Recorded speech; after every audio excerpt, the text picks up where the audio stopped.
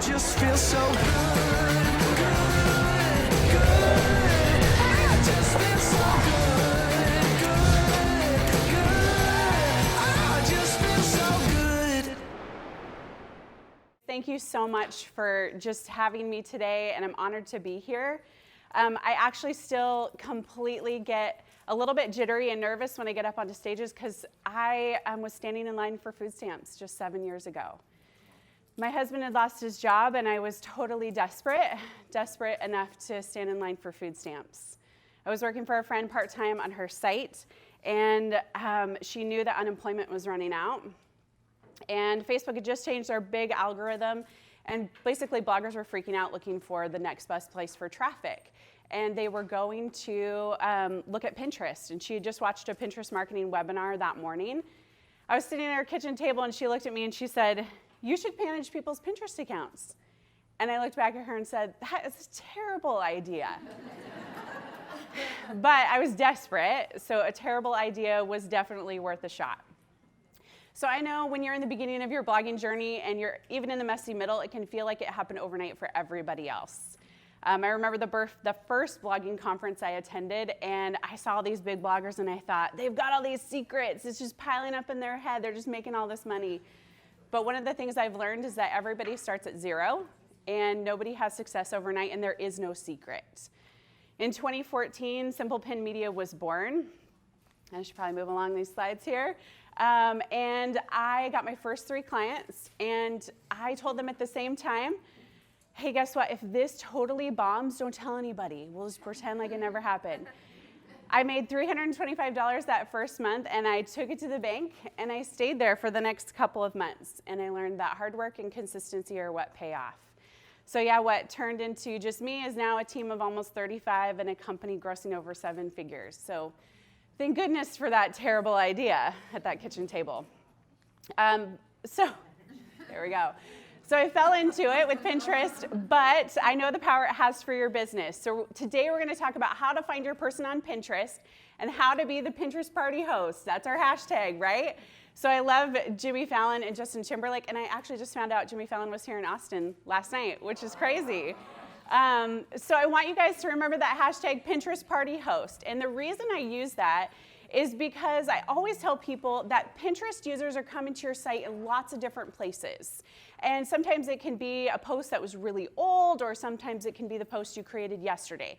But the point is, roll out the welcome mat, fill the chip and dip bowl. Like, you gotta greet them, you gotta know who they are, right? And the best place you're gonna find them is in analytics. And so we're gonna start first with Google Analytics. And that is probably the #1 place I want you to go to learn about who your person is on Pinterest. So I'm not a real big analytical person. I'm kind of like when you have to go to the mall and you're like, get me in, get me out, like nobody see me, let's go, right? But there's some people who love Google Analytics and they're like, give me all the data. Okay, so inside your packet, there is a deep dive in how to do an analytics deep dive. I'm not going to go into that. It's very, very extensive. It's something we give our students inside the collective. It's inside this one right here. Right here. So we're not going to go into this specifically, but what I want you to know, it's here. So when you get home, you can do this step by step in there. So for those of you who are like me, you need a straight path. We're going to do acquisition, all traffic, referrals, Pinterest.com. Okay, there's 2 things, just 2 things I want you to find out in Google Analytics. #1 is this is the place where you're going to find viral pins, or what people refer to, my friend Monica calls them legacy pins. I like that a little bit better than viral, because viral gives this indication that it's like popping up really quick and then it goes back down. Legacy is this thing that it can bring you traffic month over month, year over year. It just keeps going, right? Some of you probably have posts on this list that you wrote in 30 minutes and you think it's the ugliest thing you've ever seen, and you can't understand why Pinterest users love it. But there is a reason they love it. There's a reason that for some reason raw chicken breast gets pinned all the time. I don't know what it is. So you really have to dig into this list. Now, some people are like, all right, let's create a spreadsheet, let's get a system and a plan. And some people are like, this makes me want to vomit. So what I want you to do is I want you to remember that sometimes when you get into here, it's easy to go into the weeds. But I don't want you to get into the weeds. I want you to look at high level. What's happening with these posts that are here? Begin to make a list. If you want to make a Google Sheet, that's totally fine. But what you're looking for is there a theme here? So for me, my legacy post is how to clean up Pinterest boards. I pinned it 3.5 years ago now. It's still the #1 thing that brings traffic to my site. And I'm going to talk a little bit more about what I do with that.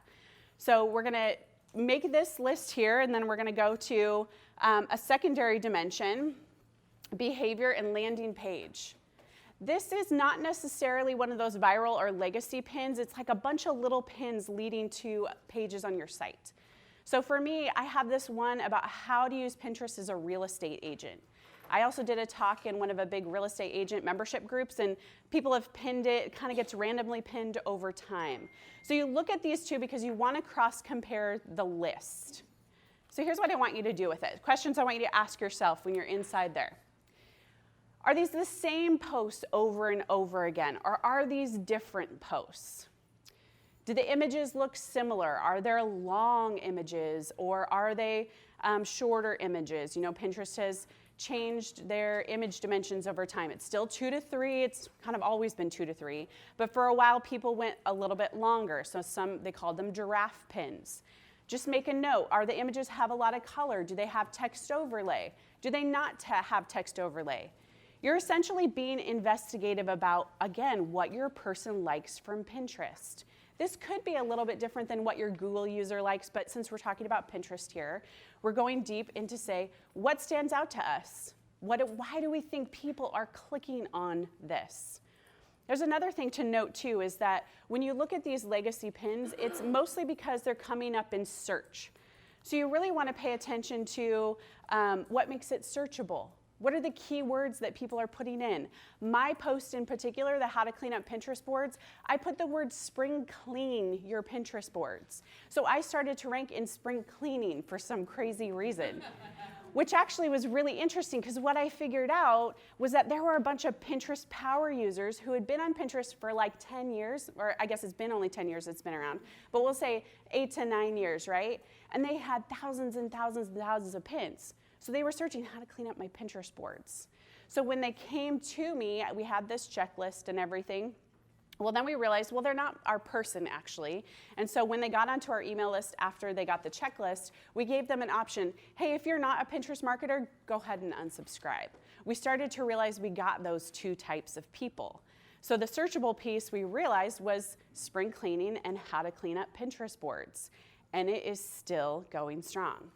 So my biggest takeaway from that is what I just told you. I realized I had two different types of people coming to that post. Now for some of you, when it comes to whatever your type of blog is, you might have a rebrand that you've gone through, and some of your old posts might not match. Don't just write off the old posts. Figure out a way to still talk to that group of people or give them something. And that last question is, what's the hook? So you're going to go through, spend about, 30 minutes or an hour. Don't spend all day. Don't book a weekend out for a retreat to go deep into this. Just do like an hour and really just try to figure out what are you seeing. So here's a few things that I do with these posts. So how do you take action? How do you begin to communicate further with your people? So obviously you want the ad income. You all are publishers. That's why you're here. But let's take it a step deeper. So adding that email opt-in. When I originally wrote how to clean up Pinterest boards, I had an image there which was just me at the computer and it just said how to clean up Pinterest boards. We saw all this traffic come to it and then we added this email opt-in, this checklist, because we started getting more questions from people. So I actually had my assistant print it off and she took a picture on her desk. I didn't hire a photographer for this and we had some cheap red pen, right? And so she took and she created this image out of it and we pinned it to Pinterest. Pretty soon, this image started getting more engagement than that original image. So when I go to my Google Analytics now, I see that this one is higher than that other one.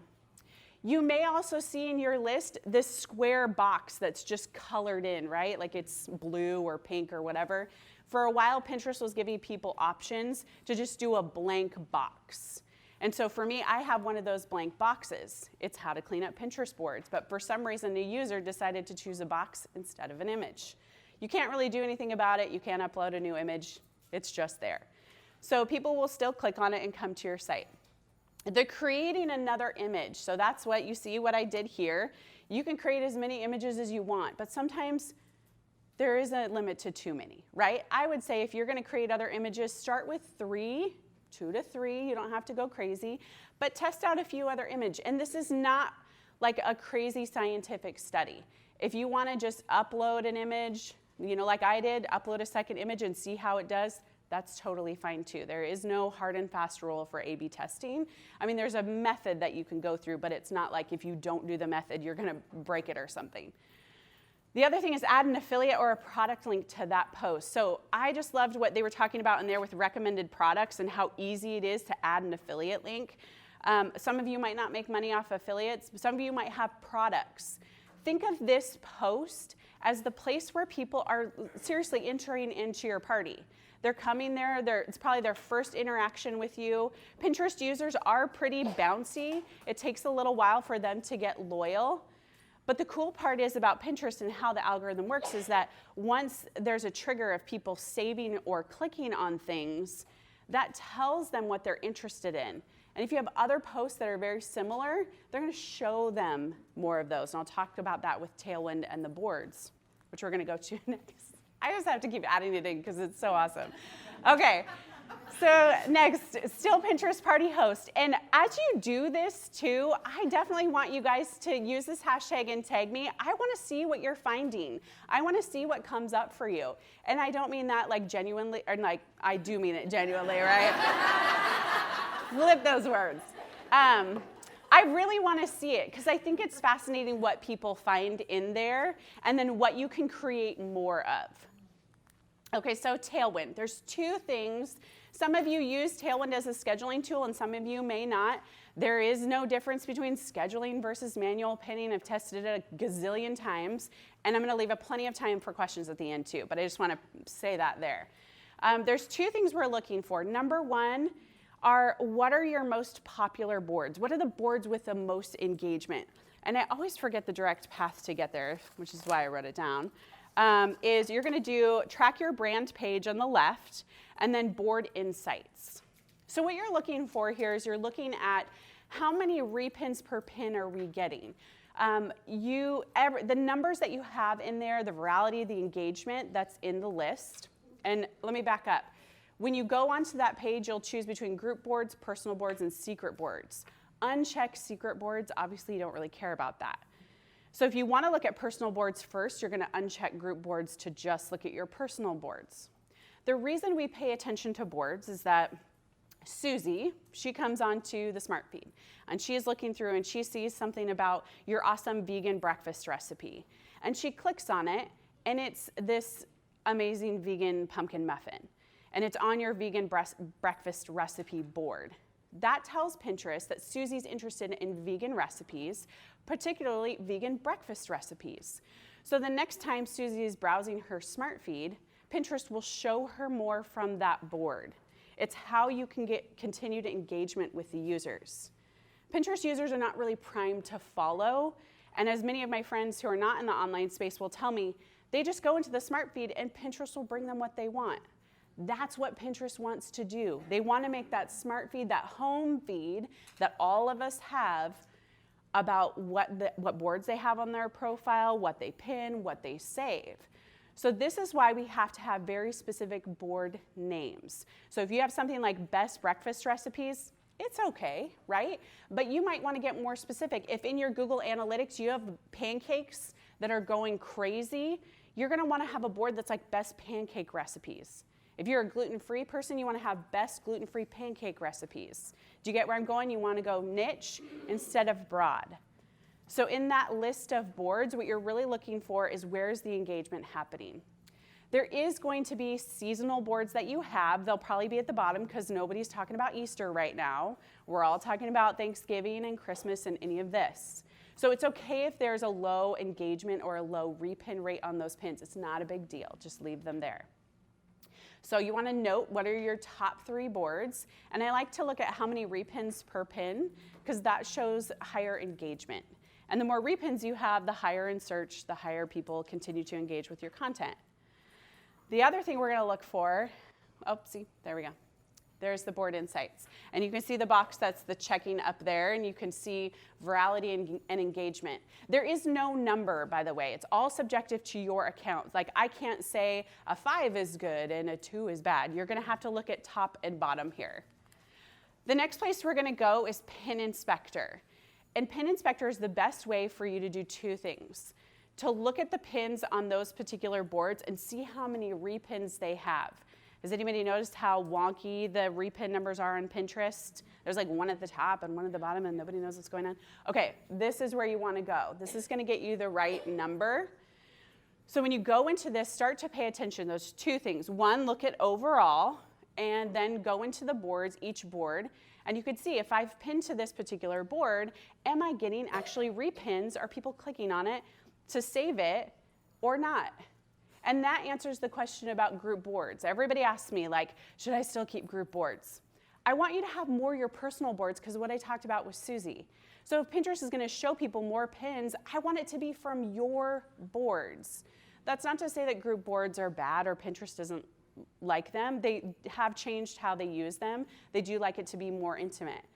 So I always tell people I hate to give ratios because then people latch onto them forever, but I'll give it to you because it's just easy. So I'd like you to have about 70% of your own boards and like 20, 30% group boards. If you don't want to have any group boards at all, totally fine. Like, you have not like broken a Pinterest rule or anything like that. So look at your group boards too and evaluate. What is the name of the board? Are there a ton of contributors? Is there crappy stuff going onto those boards? Well, then you don't want to be a part of it anyway. Only be part of group boards that you know the person and you want to support them and you're totally happy if somebody's going to engage with that content.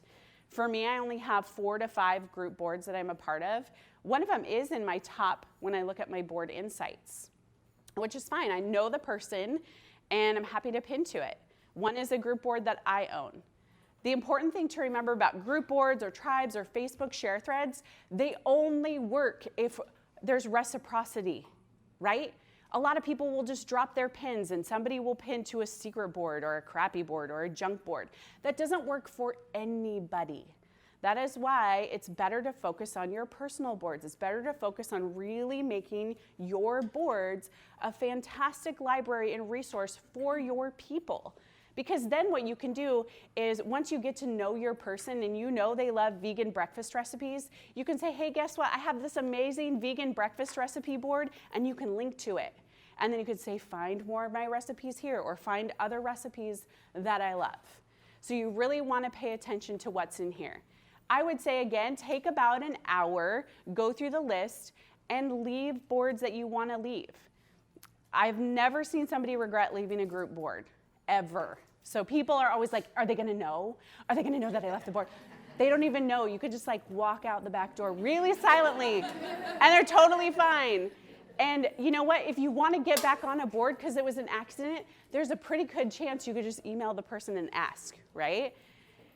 Also, if you have personal boards that are just not jiving with your brand anymore, move them to secret. Do not delete a board. You will lose all your followers that were following that board. So you can do secret or you can do archive. Secret allows you to still pin to that board. Archive, you can't pin to it anymore. So it just depends on if you still want to use it or not. But again, don't delete a board. Okay, the last place the party bus is going is we are going to go to Pinterest Analytics. So Pinterest Analytics just changed in July. I actually really, really like it. It felt like it was very limited before, and it was hard to see what was in there, and you really didn't know what to click around on. So there's an overview here, and what's cool is you can connect Instagram and YouTube. You can see paid ads versus organic if you're running promoted pins. You can see all of that there. There's like 12 points of data. All right, so the number one thing I look for is clicks. And the reason I look for clicks is that's what brings them to your site and that's what makes you money, right? Impressions are great to look at on individual levels to see if you have a pin that's getting a ton of impressions but no clicks, it means that people aren't taking action on it. And you have to ask yourself, why don't people want to click on it? A big thing is people want to do quotes or infographics. Super great for branding, but it's never gonna get a click through. Why? Because all the information they need is on the quote. It's right there. So yes, it's good for engagement, but really when you're looking for click-throughs, you wanna tease out a little bit. Like you wanna ask a question. Remember, your pin is like billboard advertising. It's that front door and they're curious about it. So again, if you give everything away, probably a high number of impressions or even saves on quotes, but that's pretty much it.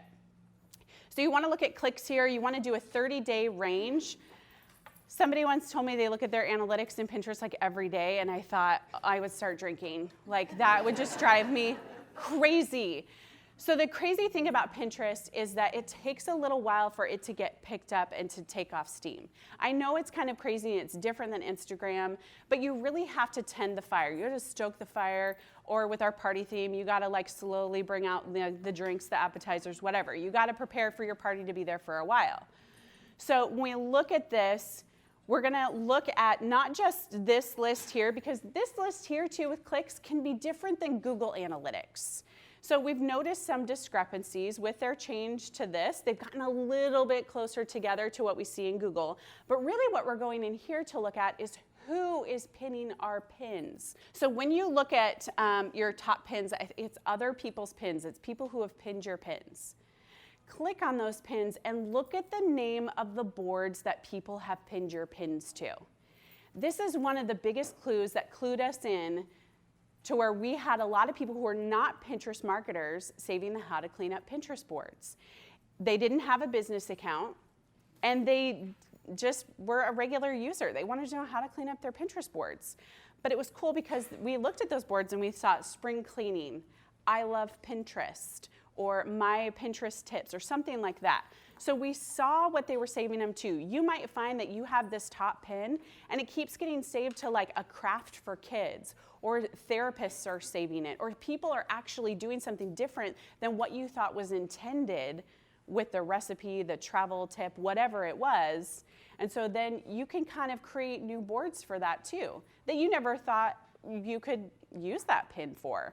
And so going into those pins and clicking through it just to see who's pinning my pin. Another thing you'll see here too is comments. Now some are gonna be spam comments or they're gonna be crazy pictures, but you wanna go in there and look for really authentic comments. A lot of you who are food bloggers, people are sharing your recipes. They're taking pictures of what they did and they're posting it underneath your pin. Comment back to them. Pinterest, the joke is it's the introverts platform, right? Like nobody wants to talk to you over there, which is great because we're tired of Facebook and kind of Instagram with all the noise, right? Well, Pinterest, when you go to make something, like and you click on it and you save it, the next time you open up the app, it slides up and said, hey, did you make this recipe? Click on it and share more. Go look at that. Those, again, are your people. Pay attention to that. Now, if you comment back with a link, it's not going to hyperlink. So you can say, hey, click on this pin again. I have a ton of chicken recipes that I think you would love. Begin the dialogue. The bummer part is there's no notification system on Pinterest to let you know that somebody's commented. So that is, they got to fix that, right? Because then that person can't see that you commented on the pin. But regardless, still comment. Who knows if they're going to see it? At least it shows that you're active in that thread. Okay, so there's two things here. You see that black line that just went over that? Okay, so that's the monthly viewer number that all of you see in your profile. I get emails from you. I get posts in my Facebook group going, oh my gosh, this number went down. I just want you to put a black piece of tape over that, and I never want you to look at it. You can't make money off of it. You can't do anything with it. I don't know why they have that number up there. It's a collection of repins, link clicks, impressions, profile visits, and it's on a 30-day sliding scale. It changes every 30 days.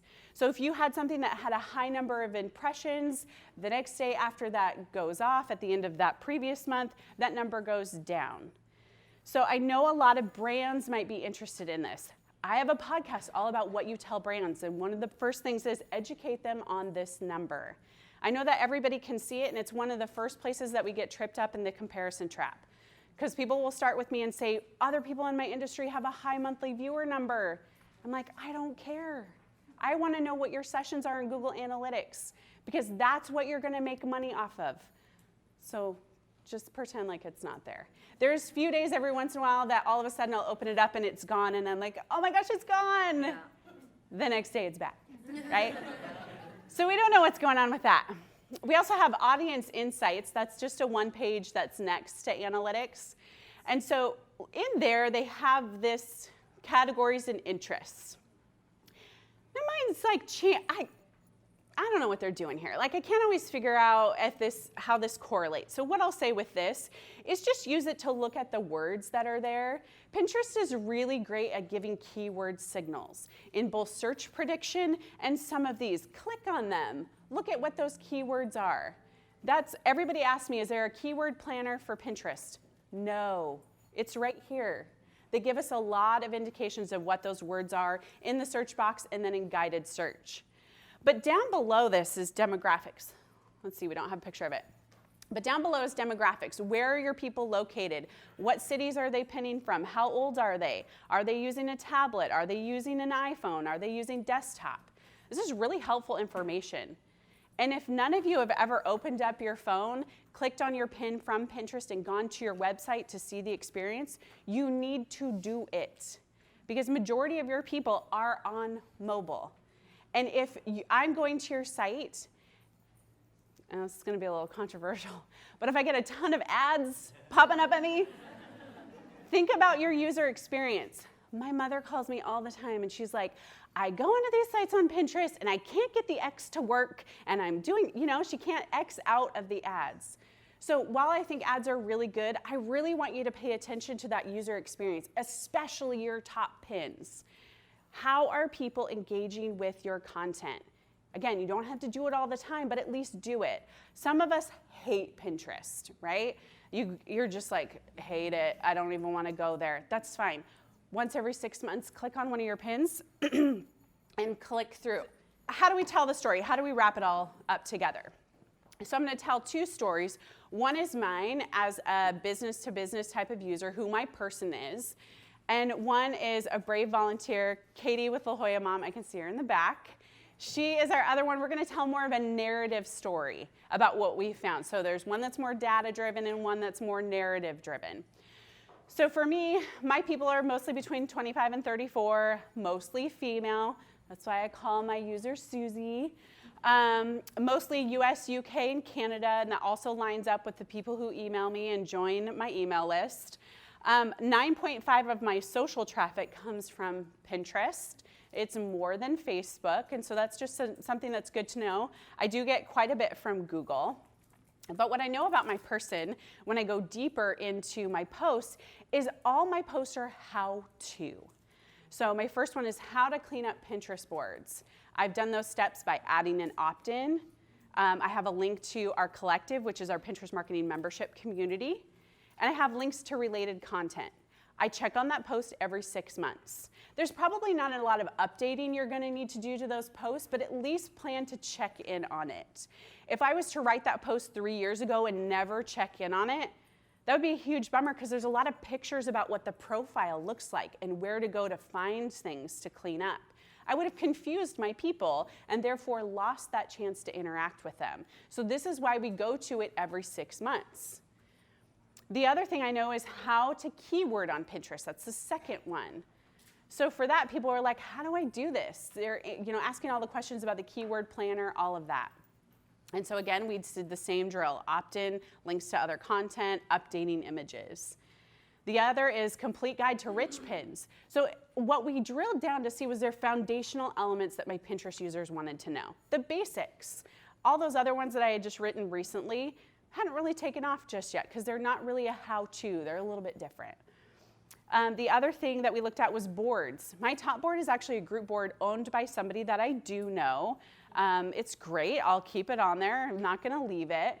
But my second board is a group board that I own, which is 4 other people that are colleagues in my industry. And then my Simple Pin media board. One of the things that I do often, how many of you have an email list? Love it. Okay. One of the things that I do is I often link to a board, or I link to a specific pin. If you are on my email list, when I'm not lazy, I talk about a past post and I say, here is January Pinterest trends from last year. pin it for later. And I link to a pin that's on that Simple Pin Media board. So that drives the engagement of that board up. So you could do that with your own blog board. You could do that with a specific board for maybe something you wanted to rank for. If you are really killing it in like copycat recipes or something like that, maybe it's an Olive Garden copycat recipe board or something like that that you want to continue to send your people to. Some people segment their list too. They talk to different types of people. Maybe they have homemaking or travel or something like that. Use your Pinterest boards as a way to draw those people back to have your board look like a resource. Hey, if you want more tips and ideas, come visit this board. Okay, so that's mine. Again, it's a little bit more data-driven, a little bit more technical. But I love what we did with Katie's was we went through, and I'm gonna read it to you, because we went through and created a different story, which I think might resonate with you guys a little bit more. But we wanted to make it not so numbers-driven. So here's what we know about Katie and her people. 87% of La Jolla Mom readers are totally new to the site. Most of these readers are women in their 20s and 30s living in the US, primarily in Southern California, looking for things to do, places to go, and food to eat within Southern California. They enjoy reading about arts, entertainment, and celebrities. They have an appreciation for the finer things in life, and they are not afraid to spend money. That's good for you, Katie, right? These women love to dream and plan for trips locally and outside the US. From Korean street food to girlfriend getaways to Barcelona, they are ready to get away. Picture a young mom feeling tired and ready for a break. Maybe she wants to take her family away on vacation. To remember that vacation, she wants to be able to find the perfect hotel, to what they will do, and of course, the food. La Jolla Mom has her covered with the ability to research all of those things at once without the hassle of spending hours researching on tons of different sites. She even has them covered with discount tickets and tips on flying with kids to make this dream come to fruition with ease. Or maybe the tiredness is so great that she's searching for a way to get away from the source, her kids. She can find the perfect getaway with her girlfriends locally or abroad, from the best luxury hotels to travel tips in other countries and what to buy before she takes off. So what I love about this way that we've pulled it all together is that write a story about your person, because then you can show up and you can continue to talk with them. You can continue to create content for them. You can continue to interact with them and even find products for them and tips. So that's how you become the Pinterest party host. So you want to do this one time per month. Go to Google Analytics, look at Tailwind, and then look at Pinterest. Make notes of what you see. You'll probably notice over time that it's the same, but what you're looking for here too is things that pop up to the service that maybe are new, things that you didn't realize were there before. That's a good indication that something new is taking off. It can happen on Pinterest. I know it's like a unicorn, right? But it can happen that new stuff does take off. We had to end it with this. So because I really want you to drill down to be the Pinterest party host, I want you to remember that one of the biggest distractors in this is looking at other people's stuff and what they're doing. You're looking in basically from the window going like, I want their party. I want 100,000 page views. And you're like, I want to be there. But pretty soon, you left your party and your people are there. You wouldn't leave 10 people in your living room. So I don't want you to get stuck on, everybody wants 100,000 page views, 100,000 followers. We all want it all.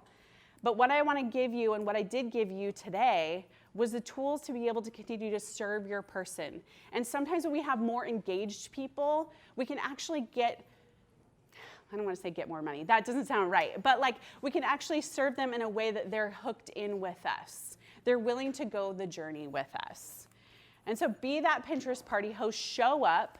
And I really am sincerely saying this. I want you guys to tag me. I want to know what you're doing. And I want to be able to follow along in your story. What are you finding out about your people? What aha moments do you have? You can even do it on the plane ride home. You can do it wherever. But I want to see what it is. And I want you guys to totally rock it throughout the year and be that Pinterest party host. And if you have balloons in your picture, that's even better too. Alrighty, so here's all the tools again: Pinterest, Tailwind, Google Analytics, and you can go here to simplepinmedia.com/MV. I'll have more resources about KPIs, links to podcasts that are super helpful for you. We have the new Pinterest planner coming out next month. actually 3 weeks away. We do that every single year. It's a totally free planner. So you'll get that if you're on our list before everybody else. And I will gladly take questions now. All righty. That was quick. You were like. This is driving me nuts. Okay. I'm ready. Bring it. Pin your pin to the most related board. Okay. So I have a realtor post. I have a realtor marketing board. But what if after doing this research, I find out that actually my marketing artfully board does better for real estate posts? Should I pin it to my, and that's my catch-all. Yeah, like my simple pin board. Yeah. Should I pin it first to my catch-all board or pin it first to the exact right board? So I would actually pin it first to the exact right board with the keyword, but also make sure it goes to the other one. Because like I said, I know my engagement goes up on my simple pin board because I'm linking externally to it. So Pinterest has said they want that first board to be where they can attach the keywords. Whether or not we see that in some of our data, like you said, is who knows, right? But I do really want it to be that first board with the keyword, just because that's what they've told us. But again, link to, after that, you can put it wherever. So I have kind of a follow-up. You got it. So say your real estate board is not amazing, should I, and it's like 5 years old, right? Should I archive that one and start a new real estate? No.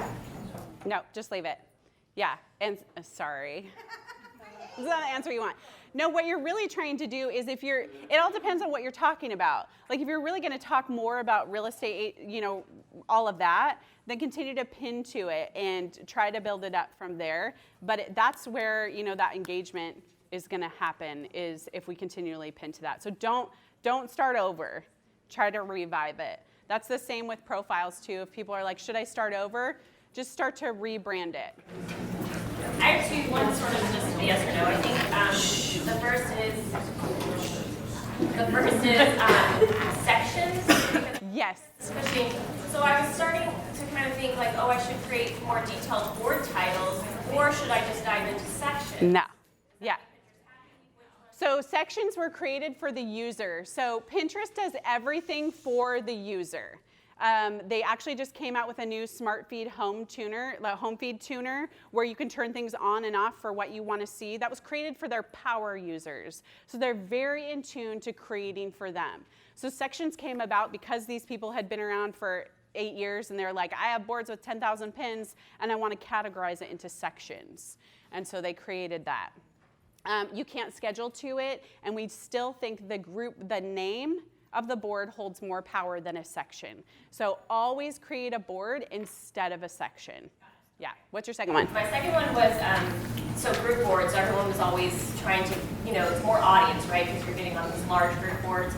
But in reality, the way the feed is set now, you're not even necessarily pinning to your audience, you're pinning to keywords and where people are searching for things. Yeah, interests. Yeah, so group boards were super popular pre-2014, 2015, because that's when there was the chronological feed. And if I joined a group board, they had a ton of followers, and there was an excellent chance when I pinned there, people would see my stuff, right? But now because we're based on interest, and because the smart feed isn't time-based, it's interest-based, it doesn't really matter so much about the group boards and getting in front of their followers. You want to look at the name of the board, the niches, and how people would interact with that. And I always say, I want more engagement on my stuff than on the others. So we have group boards, they added these cool updates that are great for people who do one-to-one service stuff. So like photographers or people in the bridal industry or travel if they're planning a vacation. They added these new features to group boards that you could share a board with people, and there could be reactions and emojis, and you could comment and do all of that. But that's what they intended group boards to be, was a collaborative effort between a couple of people. So as far as really getting some good engagement, focus more on your personal boards than on group boards, and don't worry about the group board piece. That's a question. I'll start here and I'll start in the back and move up. Yeah. How do you feel about words on images? Because I just looked at my top 10 and they're all ones without words. Yes, that's really interesting. And I would say it depends on what you're seeing in analytics, and what you saw is key. So then what I would do is I would go into Tailwind too and see what or go into, are they clicking on, that's in Google Analytics, right? So they're clicking on it, that's great. So I would continue to go with that. I think words are great. Keep putting them on. A lot of people do. Totally fine, I get it. It's all in what you see resonating within there. So it's totally fine. If you don't want to use words on it, that's great. One of the tips I would give you is once you guys figure out what those pins are, whether they have words or no words, go below into more like this and see what Pinterest is attaching your image to, categorizing it, right? If you go underneath and an example was we had a client who pinned it was like a spinach dip recipe, but it was about kids' Christmas laces. Well, Pinterest attached all the search juice with the spinach dip. So then when you clicked on the spinach dip, it went to her kids' Christmas shoelaces, right? But when you go to more like this, it was all categorizing based on the image. It was nothing to do with even what was in the description. So what this tells us is that the images hold just as much weight as the text, right there. So go to the more like this of your images and see what Pinterest is pulling underneath. Is more like this in just analytics, or where is it? No, more like this is just when you go to one of your pins and you scroll down. It's what I like to call the black hole of Pinterest. So if you're a Pinterest user, you know what I'm talking about. You click on a pin and then you're like, oh, there's more, and then click and there's more, and then click and there's more. Yeah, you're welcome. Right there. Speaking of text, I recently heard not to use script of any kind on overlays. It should always be. And that's really simply a user, I don't know where my phone is, but that's a user experience. So script is hard to read on a phone. So you want to make sure that if people are scrolling through the smart feed, I can see it. That also applies to color too. If you have too much white or black, where does the eye go to? So it's all about readability. So we tell people not to use script for that reason, just because people will pass by. The reason not to use script is like my kids are in high school, they don't know how to write cursive. They can teach it. That is by far the best thing that I've heard. That's hilarious. That is the best. Right back there. You're talking about like really niching down on a board, like vegan practice. Yeah. How many posts about that one topic? Great question. Okay, so let's say, for example, you have one that's like doing so well and you might never create anymore. I wouldn't create a board for one post. I would create it if you're gonna create like a series around it. If I was gonna do something, like I don't have a how to clean up Pinterest boards board, right? That would not make sense. But I do have how to do Pinterest marketing or Pinterest marketing strategies or Pinterest marketing tips for bloggers, for e-commerce business owners. So it's all depending on how many you're gonna do within that. If you're gonna do a great series, create a board. If you're not, find another board you can tuck it in under. What are your views on putting hashtags on pins? Oh, such a great question. Okay. So here's a few just best practices for hashtags. Do not treat them like you do Instagram. So a lot of people will go outside on Instagram. Like if we're talking about cats, they're like dog lover, right? But we're really talking about cats. But you're trying to get an animal person. On Pinterest, it's cats to cats. Don't go outside of it. Pinterest at first said use a couple hashtags, then they said use up to 20, then they went back to use just a couple. So we haven't really seen a whole lot of data yet from Pinterest about how users use it. And one of the most important things I tell people is try to target how users use Pinterest. How many of you put a hashtag into the search bar on Pinterest? You do. Okay, there's one out of all of this. So, you know, it's pretty rare here. You have to do it when, you know, when you have a picture up and you're typing in your description, you can see yeah, how many the hashtag has. And then if it's really popular, then I'll use it. If it's not popular, right. I don't use it. Yeah. So I think users just don't use it. So I would say I'm a hashtag take it or leave it kind of gal. I do use one for me, hashtag simple pin podcast. I know there's theories of people will get stolen pins from that and all of that kind of stuff. So the way to do it is if you want to add it, just add 3 to 4. And then add them as a matching keyword. So if I'm talking about Pinterest marketing, I'm going to do hashtag Pinterest marketing. So keeping it super clean within those keywords. I know there's some people who have messed around with it and to do data. If you're going to do it, do a test for like 3 to 6 months and really see what you see on that data. Some people are, I hate UTM codes, and my team's been trying to get me to use them for years, and finally they just use them for me. But that is another way to really get them into, how much time do we have? 1 minute. Oh, okay. I'll be outside too. Okay.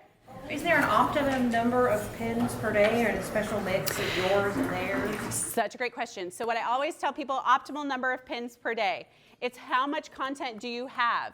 If you have 10 years worth of content and you can sustain 30 pins a day, that's great. You're just looking for user experience and not pinning the same thing over and over and over again. If you have 5 posts on your site, you can't cycle through those 5 every single day.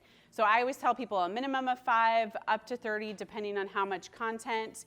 And then after that, you just got to play around with the number. And I will take more questions outside. Thank you guys so much.